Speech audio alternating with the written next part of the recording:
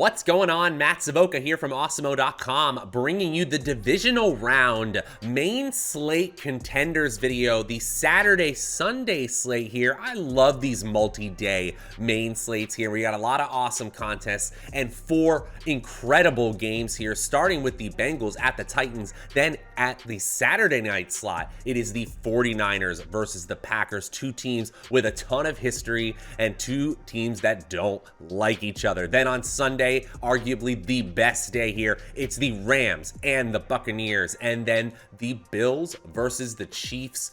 Oh man, I'm so excited for this weekend. Before we get into this one, go ahead and like this video, subscribe to the channel so that you always know when we're going live. You guys know what to do. And if you could give me, Matt Savoca, a follow on Twitter at Draftaholic, that would be much appreciated as well. We'd also like to thank our presenting sponsor, FanUp. FanUp has a Flex Ball NFL playoff contest featuring $200,000 to first place, and you have the ability to pick a new team every single week of the playoffs. They also have weekly prizes like authenticated NFL jerseys from Fanatics. That's what I'm talking about. And if you use promo code Awesemo when you sign up, you get 2,000 bonus points, which is the equivalent of $20, no deposit required. And for every 3 entries you have into that Flex Ball contest, you will get $25 off as well. So definitely check out FanUp today. Okay guys, on the screen you have my 10 through 6 on this 4-game slate for these top players.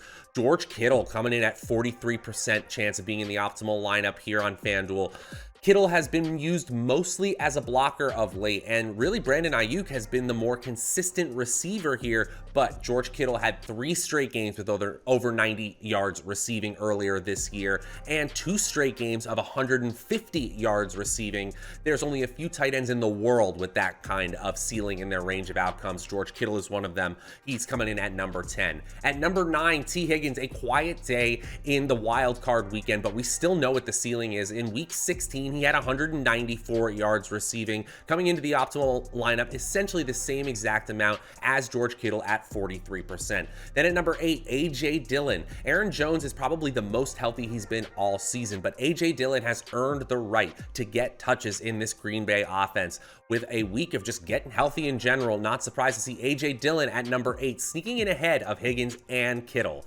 Then at number 7, Rob Gronkowski. Talk about players at the tight end position with a 30-point ceiling. Gronkowski absolutely has that here. Not as high a likelihood as a player like Kelsey or Kittle, but Gronkowski in that Buccaneers offense is probably going to be called on for at least 7 targets, maybe even more here. And then number 6, Davante Adams. An 8,700 salary is tough for Davante Adams, but still, in 1/3 of our simulations, he's scoring 25 fantasy points or more, and in just 22% of our simulations, he's scoring under 10 fantasy points. He is number 6 on our top plays list. Doesn't quite make the top 5 though. Who does? Let's watch and find out. At number 5, Joe Mixon. Joe Mixon, running back for the Cincinnati Bengals, was 3rd in the NFL this season in total carries and 28th in total targets. He was 4th in total touchdowns, making him 5th in fantasy points per game at the running back position. And against Tennessee, who is pretty mediocre in terms of run defense, in terms of the 14 teams that qualified for the playoffs, I think Joe Mixon has a chance to get back on track after a pretty middling performance against the Las Vegas Raiders. I kind of expected more from Joe Mixon, but the touches are still going to be there.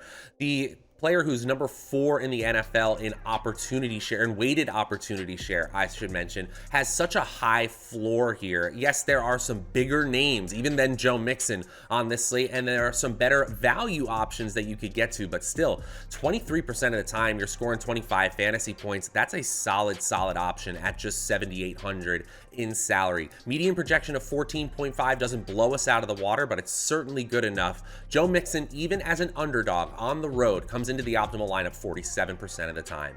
At number 4, it's Cam Akers, and it was really exciting to see Cam Akers get back onto the field for the regular season finale and then really get utilized in that wild card round. Now, he wasn't the most effective rusher, just 3.2 yards per carry, but it's really exciting to see him play so many snaps. He got 17 carries, added a target as well, 2 targets and a catch as well, and a big 40-yard catch at that. So Cam Akers is officially back. absolutely. He's splitting the backfield with Sony Michel. Sony Michel will still get his run, and Michel was used inside the goal line, or excuse me, inside the 10-yard line, as well as Akers last week. Still, I'm really excited to see a median projection of over a dozen FanDuel fantasy points at just 5,700. Yes, this team is going on the road, and yes, traditionally Tampa Bay has been a very strong rush defense, but they actually finished outside the top 20 in yards allowed per carry this season, and were only 12th in schedule-adjusted fantasy points allowed to the running back position. So yes, there are some things to be concerned about here. It's a timeshare running back. You usually don't play road running backs who are underdogs, but still, Cam Akers, that salary is still too enticing, and he's getting over 25 fantasy points in a solid 13% of our simulations. I'll take it, a 50% chance of being in the optimal lineup. At number 3, not to be outdone with exciting comebacks, Derrick Henry, arguably the league's best rusher when healthy, and in the 2 games that he played before breaking his foot getting injured, 28 carries, 29 carries the week before that, and a total of 2 targets in those games. You know that Derrick Henry is used primarily on the ground, and when he is healthy, he is used on the ground a lot.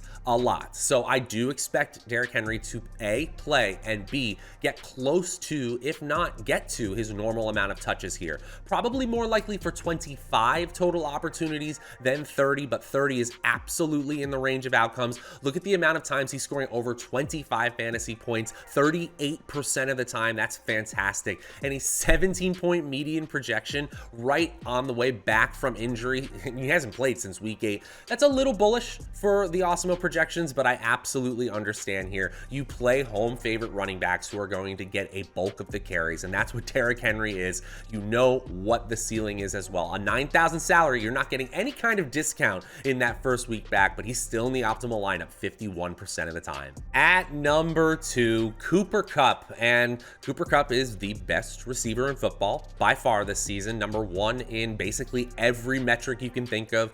Targets, red zone targets, receptions, receiving yards, yards after the catch, total touchdowns, fantasy points per game, yards per route run. The man is just on a completely other level here, and it continued in the wild card round. He's scoring over 25 fantasy points in a ridiculous 43% of our simulations. This is a quarterback level salary and a quarterback level median and ceiling projection. It's incredible to see what Cooper Kupp has done, especially with Odell Beckham scoring so many touchdowns. Kupp has barely slowed down at all here, and Tampa Bay quietly one of the worst defenses left in the NFL. I was talking about Cam Akers, the struggles that they've had on the ground. Well, they're a pass funnel defense. They are the 2nd worst defense of all playoff teams in schedule adjusted fantasy points to receiving cores here, and that's bad news when you're playing Odell Beckham and Tyler Higbee and of course Cooper Kupp. A 9,500 salary is absolutely warranted for a player like this. The floor and ceiling is just so high. As I've said every week at this point, fade Cooper Kupp at your own risk. He's in the optimal lineup 52% of the time. Now, before I reveal my final play, my number 1 play on FanDuel for this divisional round main slate, just want to remind you guys, go ahead and like this video, subscribe to the channel so that you always know when we're going live. You guys know what to do. And if you could give me, Matt Savoca, a follow on Twitter at Draftaholic, that would be much appreciated as well. Also, comment below, which of these have been your favorite, maybe your least favorite picks. I know some of you got on me because I recorded for the main slate early and I mentioned a player who ended up staying on IR. Well, sometimes that happens when you got to record, but I always like to hear from you guys. Please let me know what you like, what you don't like. I digress. And thanks again to our presenting sponsor, FanUp. Check out their Flex Ball contest for the playoffs and get those 2,000 bonus points when you sign up using promo code Awesemo. Okay, let's get into my number 1 play on FanDuel for this main slate. And at number 1, yeah, I'm tempting fate again because Leonard Fournette still has not been activated off of IR, but I still think it's worthwhile to show you what the simulations look like if he plays here because it is so valuable. At 7,000 in salary, he is sort of that skeleton key because he gets you a dozen-point median projection, 13.6 to be exact, and a 20+% chance of scoring 25 fantasy points. So at that salary point, you usually don't get that ceiling point. That's why Leonard Fournette continues to pop for us. Again, if he plays. It's going to be a little bit more complicated in the Tampa Bay backfield if he doesn't. And I should mention that offensive line got beat up against the Philadelphia Eagles. Both players, the tackle and the center, are trying to play for the Buccaneers, but if they don't, that could be troublesome. That could be absolutely troublesome here, but still, I have to show you guys what the simulations say for Fournette if he's in. Obviously, we're going to bump up every other player if he's out, but it looks like he is the best combination of median and ceiling compared to salary on this FanDuel slate. He comes in at number 1 in 55% of our optimal lineups.